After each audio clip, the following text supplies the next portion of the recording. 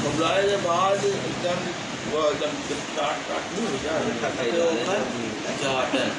ठीक भैया सर्दी दवाई उससे खांसी चली जाती। एक नंबर की दवाई है। मिर्च, काली काली मिर्च, काली मिर्च का हमार माता राम का कितने दाना 10-15 दाना मतलब जितना आपको बनाना हो क्वांटिटी के हिसाब से, जैसे 2-4 पेड़ खाए का हो, एक तरह से 2 का मतलब कितना शक्कर 10-15 जितना अपना चाट सकते उतना। हाँ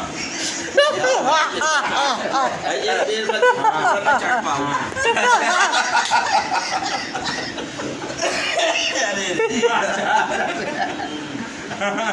सबसे सस्ती दवाई या बताई सबसे सगले खांसी चली जाए। और